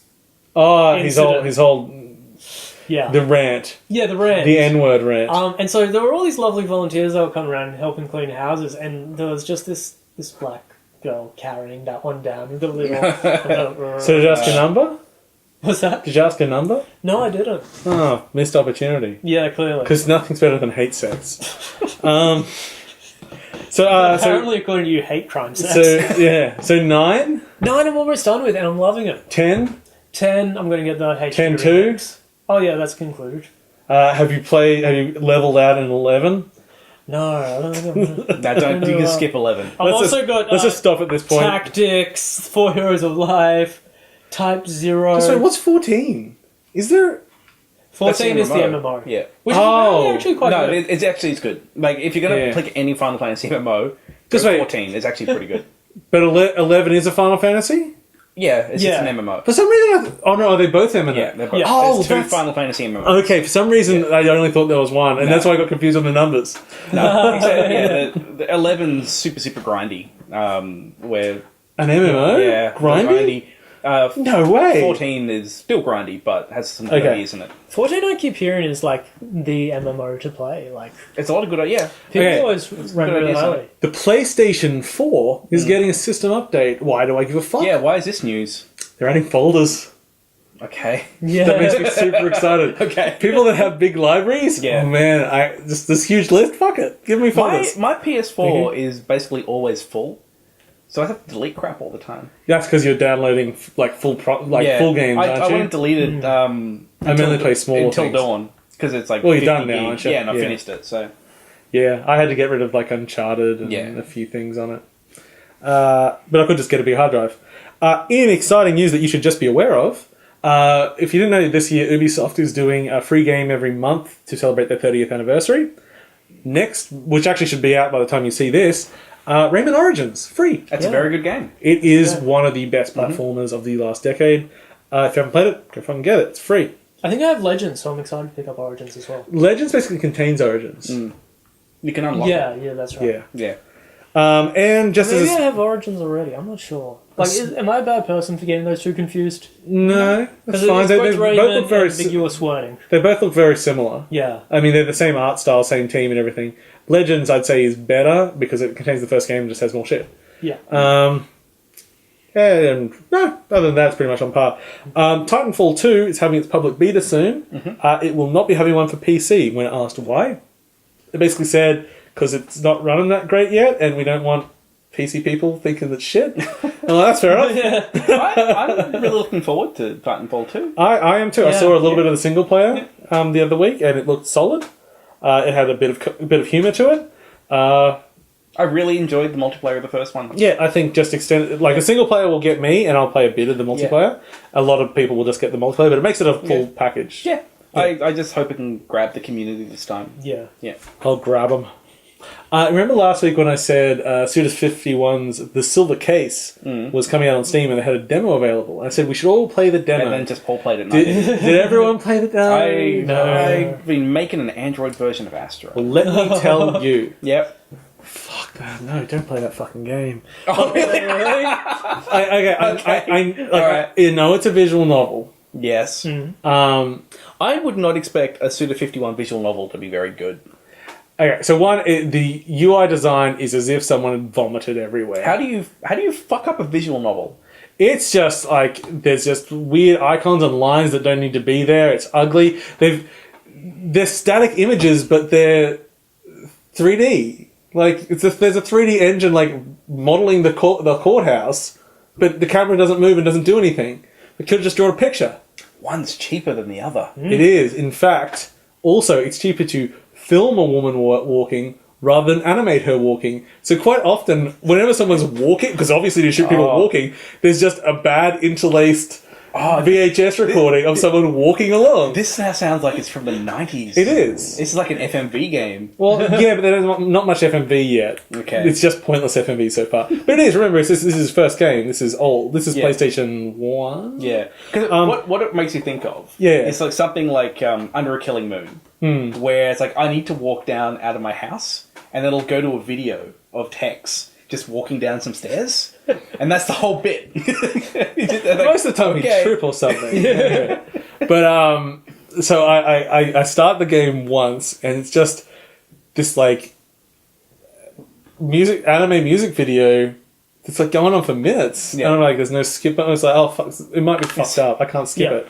So I tried it 3 times. Sounds like Battleborn. I just had to wait. You just have to wait for this long video of just, like, fades of, like, a policeman's face and then, like, street lights. And then it was, like, I don't know, it felt like forever. Finally, like the intro to Battleborn. It's different, a little bit different. Because it's more pointless. Yeah. It's just, like, random shit that they just had lying on a hard drive. It's like, just zoom into this concept art. Okay. Now, here's a VHS recording of a street light. Okay, whatever. I'm so sold on this. Then the game starts, and I'm like, okay, well, at least holding down the mouse button will fast forward the text a little bit. So I held down fast forward for 5 minutes or so, and went, I'm still not. They keep talking about this case. I don't know what the case is. Is it silver? No, they're police officers. It's a crime procedural. Like they're solving. There's not the writing, at least because it's the first time it's been localized. Yeah. So I don't know who did the localization, but it is not captivating. The text is so boring, and I was going like, God, just something to hook me. Just like make one of these characters. I don't know, make them Irish. Just write in subtitle in like brackets in Irish accent, and I'll have a slightly better time. I never got to any choices or anything. I was just like, okay. Put a description line and just like Officer O'Shaughnessy boils a potato. Yeah, that's racist. That's very racist. I'm Irish. You can get away with it. I'm Scottish, so I'm just racist by nature. I'm just white. Is that racist? Wasn't that against my own people? To bring it really local. Yeah. Wasn't there like a politician recently that put in like a complaint for being called like a white guy, like an entitled white guy? Probably. It's like lodged it as like a hate crime, or like someone made fun of him for probably just being a white Protestant wanker. They normally do. Okay, so that's a thing. Okay. Oh, you're drawing stuff now.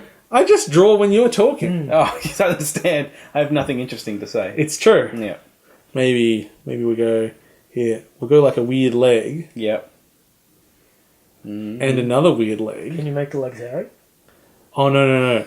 But then weird legs Oh, they're strappy legs. become sexy legs. Oh, now I got some fishnets. Dun, dun, dun, dun, dun, dun, dun, dun, And dun. looks like some kind of sumo belt. Yeah. I thought it was a planet, but then it got a wedding ring around it. But I didn't really make it a wedding ring. We're making Now- it like a ring. Now it's got a ring. So it's like a ring with sexy legs. Okay, planet. look for this one on the Snapchat, which I have not been up there. They're missing gold like this. Half bits, good stuff. Okay, video games. Anything else we want to talk about? Well, I did briefly mention Subnautica, but yeah, it's good. Well, yeah, I mean, you actually spoke about it a bit. Was there anything else you wanted to add to it? I think I haven't played a single player survival game before. Normally, if I'm playing a survival game, I'm like, oh, I want to play, say, Don't Starve? You know? yeah, no, I played Don't Starve Together. I didn't, Okay, and I'm generally not that interested in playing. That's actually the name of the co-op version. Yeah, it's called Don't Starve Together. Yeah. Yes. And He just dropped that in the conversation. Like when in the movie No Country for Old Men, when they go, "This ain't no country for old men." It's so natural.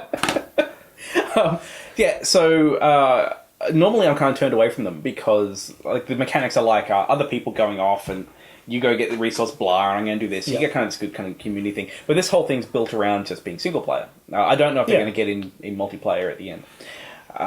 And I played it also after No Man's Sky. Sure.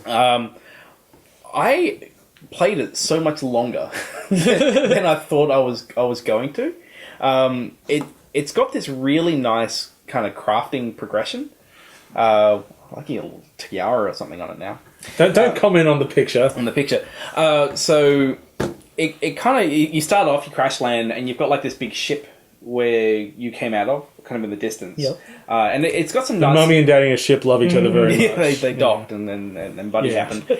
And if you try to go near it, it's like radiation comes in and kind of kills you pretty quickly, so you back Yeah. off. But I felt like it did a pretty good job at like kind of guiding me down a particular path without being too explicit about it. Yeah. So sure. it kind of it narrows off enough options that's like, oh, I need to figure out how to make a radiation suit because I want to get over there. Yeah. So it's like, oh, well, okay, I go and get some metal, and now I'm making a knife, and I can get the kelp, and I can then go make the suit. Yeah. And I look at, like, when I first started playing it, I know that base building was sort of one of the things. But that was gated off. Like, I played it for, I don't know, 4 or 5 hours or something Sure. like that. And I didn't get to any base building. I was still at this early stage where it's like, I just need to survive. Yeah. And that's all I'm doing. Because you've got to worry about food and water as well. And to get these things, I'm going down, I'm catching fish, and like, I really... So, I felt the systems they put in place that I had to work through kept it really fresh. Like, Yeah. it's like I'd solve a particular problem, and it's like, okay, I understand water now, and I can go solve that one pretty easily. Yeah. So what do I do? So it's like that. I think a good survival game, you're going up that kind of hierarchy of needs. Yeah. To get to the point where it's like, okay, I got my shelter covered, I got my food covered. I can start getting out and exploring and finding what's going on and stuff like that. And I thought it delivered it really well. And being a single player game meant they can really tightly control that. Yeah. Whereas, like, if you're Minecraft or something, it's like, oh, it's a big randomly generated world, so it depends on what's around and things like that, and what biomes are nearby. This was very guided. I also want to say, it's also very pretty. Oh, well, yeah. I just brought up the Steam Yeah, page It's now. gorgeous. It looks Yeah. amazing. There's things like a screenshot button in there. It's all underwater. There's day-night cycles. There's, like, you go out exploring and you'll find, like, kelp forests and things like that. Yeah. I died, like, a couple of times in it. Sure. There has been one instant death where, like, I see monster come up and grab me, basically. Oh, okay, I'm sure, like, oh, sure. well, okay, sure enough. The biggest thing I've run into is I just want a little bit more direction. Okay. Like, I kind of hit this point where, like, I don't really know what to do next. Like, Yeah, sure. I managed to get to the big ship, and I've been exploring the ship, but I don't really know what I got out of it. Would you say that's like where the community basically builds a survival game. I could because, probably like, go to a wiki and I could probably read. Well, I don't mean so much that. I mean, like, if this wasn't a single player game, if this was multiplayer, if you pulled off all this, you'd know that the next step is to do, I don't know, like capture a shark and teach it to read or whatever the other people are. I think doing. the big difference between this and other survival games I've played is that if it's a multiplayer one, like say Minecraft or something like that, the players are really guiding what they want to do. Where I feel like this one, I could finish it.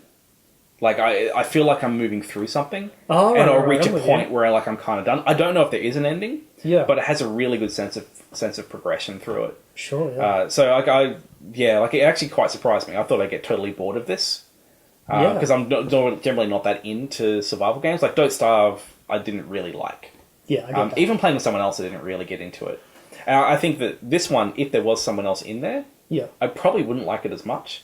Because I'd lose out this sense of loneliness, like this kind of Robinson Crusoe thing where, like, I'm isolated, I got to look after myself, I got to get my own water. Works better when and no pun intended. And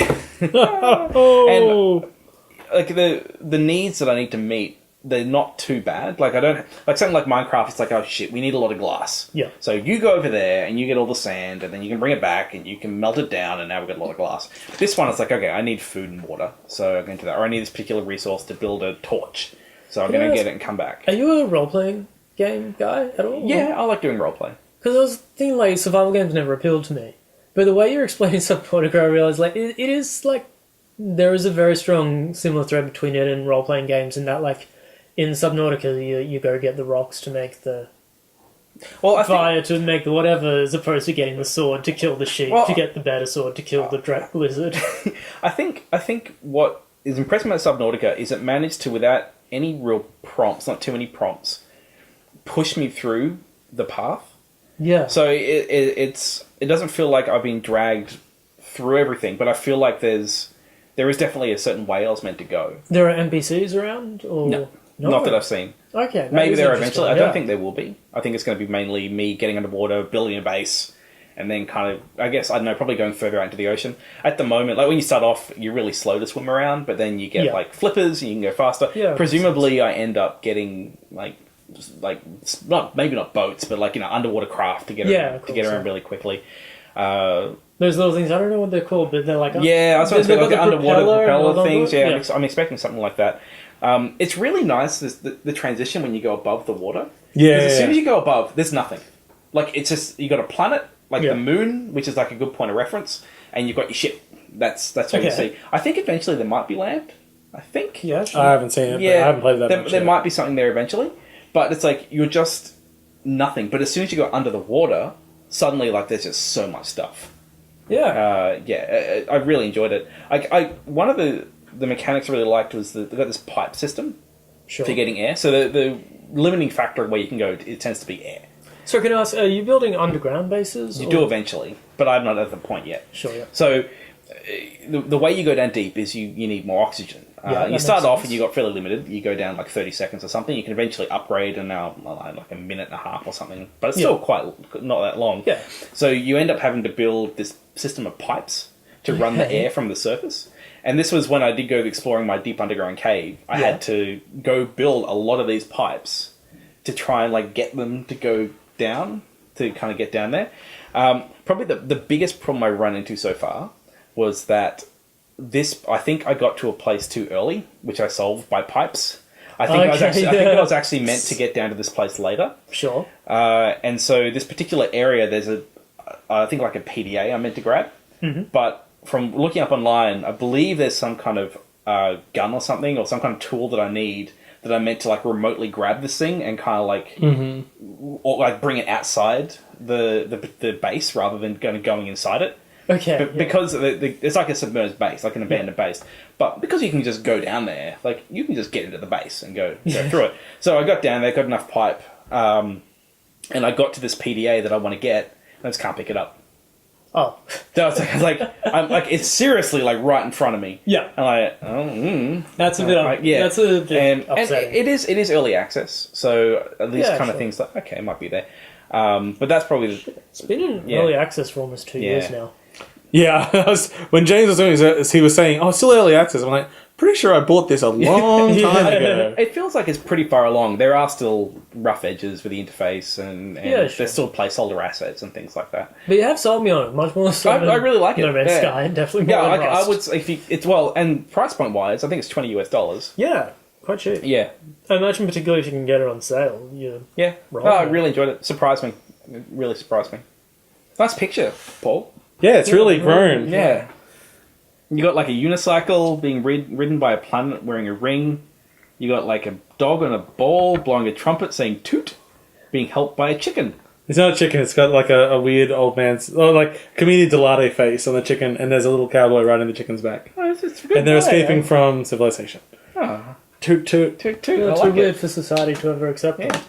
This is great. What This did is you good think stuff. of Subnautica, Paul? Well, I enjoyed your talk about it. I'm still waiting for it to be finished. I would say maybe wait for it to be finished. Like, Yeah. I already said that. yeah. You're just agreeing with I me. am agreeing with the thing you say. Yeah, but I that's still fair think enough. there's enough there for me to like it, even in its current state. Oh yeah. It's certainly quite robust at a certain point. Certainly more than when it first launched, which was, as we say, about 7 years ago. Okay, so any closing business, boys? Overwatch released their details from Gamescom about Season 2 What is Season 2? of the competitive. So they'll have... So what you're saying is the people I don't want to play against are going to go play the competitive mode, and I can play... But the filthy competitive's casuals. already there. Remember, Oh. this Yeah, is season basically, 2 you of play competitive. quick Oh, play. okay. Like You're gonna have Blizzard a- does everything in seasons. Yes, yeah, You're going to have a small man period, all the people you don't want to be around are going to I'm going to go back to quick play, filthy casual mode. and then- No, just real quickly, it's got the most... I don't know... Pandering's not the right word, and I don't know if babying is either, but the new system is like... it's just so designed to keep, like, upset children at bay, because the new ranking system currently was 1 to 100, with, like... if you were ranked 79 to 100 in the game, you were in the top 500 players in the world. So it was quite a startling bell curve, and people got really angry. So they've removed that, and now it's 1 to 5,000. So every time you play a game in competitive, you'll see a real solid number of change. You'll go up 4 or down 3 or whatever. The thing that was really funny to me was they've scrapped it to an extent where they'll also be having leagues like every other game. like Diamond, Copper, that kind of stuff. Like Exactly. what StarCraft 2 does. Turquoise, whatever. But with the exception of Master and Grandmaster, I think, once you reach League, no matter how much you start to suck, you'll stay in it. So there'll be no Silver Leaguers being like, man, I was just in Gold League, and if I got better teams, I'd still be in Gold. Yeah. I'm a Gold League player, this is bullshit. And I just thought it was kind of funny that they implemented a system just to keep people so, like... It is a bit trickier than like StarCraft 2, where it's just 1v1. Yeah. Like, you don't have that problem. Team games are difficult you to rank. suck, so Yeah. you went down. Yeah. I can see that being a bit tricky. Responsibility! Running for responsibility in your picture. I like it. Well, live my life. The city of responsibility. upsize my life. There was a little mobile game I played this week called Oh. Reigns, which was kind of cute.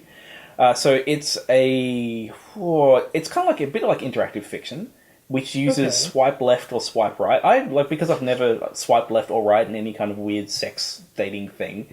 It's a little lost on me. This mechanic of swiping. I'm pretty sure you've already reached the extent No. of the mechanic by describing No. it. And I'll be pretty brief about it because it's really not much. Super to it. brief. Yeah. So if the premise is you have to reign over a city, over Okay. a kingdom, and you're giving a bunch of binary choices.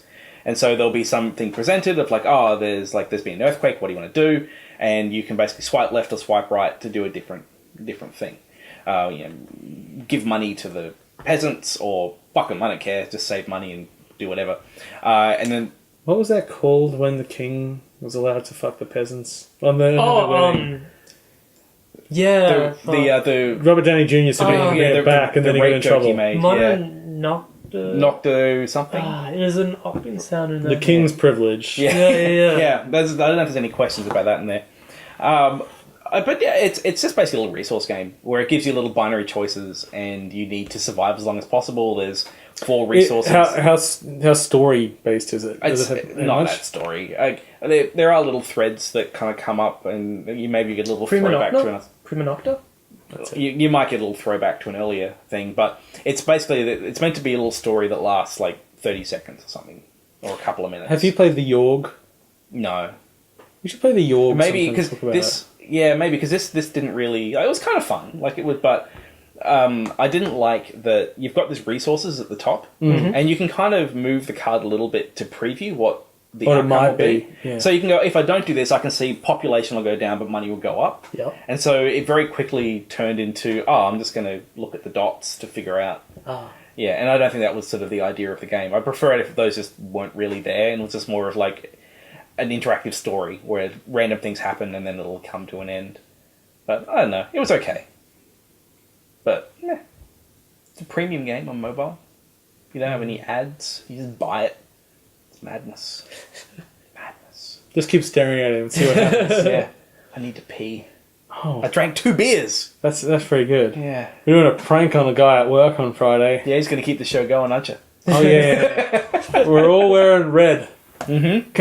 They came into my office. They said, "Oh, you want to be in on a joke?" I'm like, "I sure do." And they said, "On Friday, just wear red. We're all wearing red." This is to mess with Phil. I'm like, "Okay." This is a so prank. when does the prank start? This is Someone didn't think this prank through. I think it's a good prank. Well, it's very mild. It doesn't hurt anyone. Prank. Yeah, You'd be like, because here's the outcome. Why are you guys all wearing red? Well, see, we're doing a prank. he always comments on what people wear. Yeah. So they decided just to play on that, and so because he wants to know why people are wearing things. Yeah. So today there'll be a reason we're all wearing it because fuck you. My favourite prank that I was ever privy to, I wasn't involved, but I heard about it, was just a group of friends all just sent one person a picture of a shoe each day. Oh. So like 5 people would send a different photo of a shoe to this one person every day for about 3 months. I like this prank. Yeah. That just amused me because like it's like not a prank, but about 2 weeks in, You're like, why you am I demand to know what's going on.